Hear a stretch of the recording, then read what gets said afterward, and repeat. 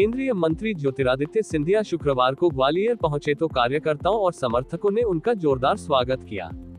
केंद्रीय मंत्री ने रेलवे स्टेशन पर मीडिया से भी बात की। इस दौरान उन्होंने भोपाल में ग्लोबल इन्वेस्ट समिट के सफल आयोजन की बधाई दी और इसे मध्य प्रदेश के लिए महत्वपूर्ण कदम बताया। उन्होंने विपक्ष द्वारा औरंगजेब के महिमामंडन की भी कड़ी आलोचना की।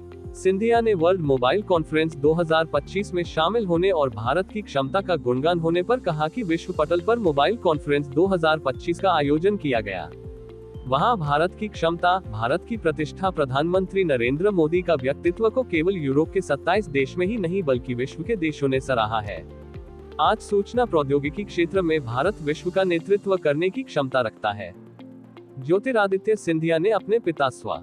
माधवराव सिंधिया की 80वीं जन्म जयंती के मौके पर मिल रही सौगात को लेकर कहा कि शिवपुरी के माधव नेशनल पार्क में आगामी 10 मार्च को हमारे मुख्यमंत्री डॉक्टर मोहन यादव आ रहे हैं।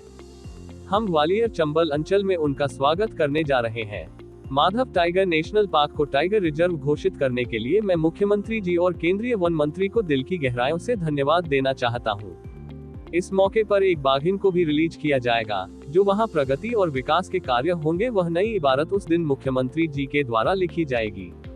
वहीं औरंगजेब पर मचे सियासी घमासान को लेकर केंद्रीय मंत्री सिंधिया ने कहा कि कुछ लोग अभी भी विदेशी आक्रांताओं से आकर्षित हैं, उनकी जय जयकार करने में उनको अच्छा लगता है।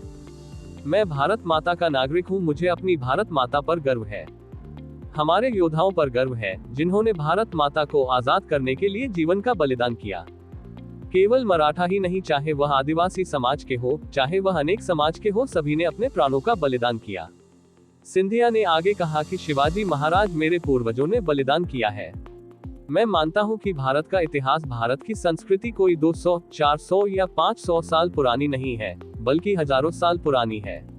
विपक्ष ये सब इसलिए कह रहा है क्योंकि आज भी वह आक्रांताओं की मानसिकता में डूबा हुआ है। भारत आगे बढ़ रहा है और वह आज भी अतीत में अटके हुए हैं। ग्वालियर किले के जीर्णोद्धार और सौंदर्यीकरण के सवाल पर उन्होंने कहा, हम उसमें बहुत कुछ कर रहे हैं। अभी तक किले का विद्युतीकरण 2 चरणों में किया जा रहा है। आने वाले समय में सिर्फ विद्युतीकरण और सौंदर्यीकरण ही नहीं होगा, बल्कि हम किले में और भी बहुत कुछ करने जा रहे हैं। अगले दौरे में हम विस्तार से बताएंगे। इसके अलावा सिंधिया ने केंद्रीय विदेश मंत्री जयशंकर के लंदन में दिए गए उस बयान का भी समर्थन किया है जिसमें उन्होंने कहा था कि अगर पीओके भारत में शामिल हो जाए तो शांति स्थापित हो जाएगी। ज्योतिरादित्य सिंधिया का कहना है कि उनके बयान पर किसे आपत्ति हो सकती है। उन्होंने सही कहा है कि पीओके हमारा ही होना चाहिए।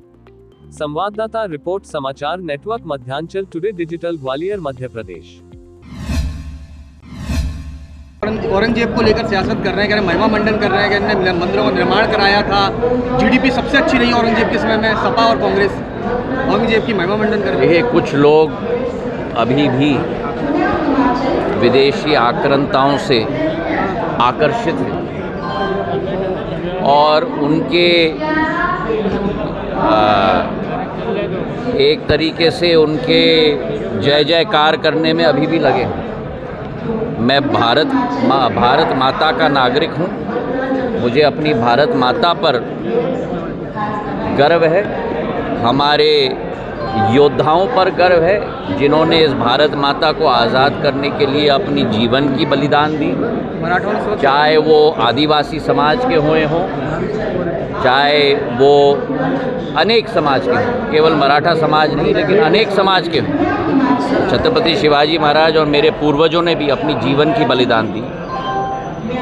और मैं मानता हूँ कि भारत का इतिहास, भारत की संस्कृति इतनी महान है और कोई 200, 400, 500 साल पुरानी नहीं है, हज़ारों साल पुरानी है। और इसका उल्लेख अब हमें सभी चीज़ों को इकट्ठा करके, जो प्रधानमंत्री जी की भी विचारधारा है, विश्व पटल पर हमें निखारना होगा। क्यों कह रहा है? क्योंकि विपक्ष उसी मानसिकता में अभी भी अटका हुआ है। भारत आगे बढ़ रहा है, वो अभी भी अतीत में अटके हुए हैं। विदेश मंत्री बहुत बहुत धन्यवाद। महिला दिवस से बहुत शुभ संकेत है जब महिलाओं का सशक्तिकरण पूरे विश्व में अगर कहीं हो रहा है तो भारत में हो। अगर आपको हमारे वीडियो पसंद आ रहे हैं तो चैनल को सब्सक्राइब करके घंटे के बटन को दबा दीजिए ताकि आप तक सारी खबरें समय से पहुंच सकें। धन्यवाद।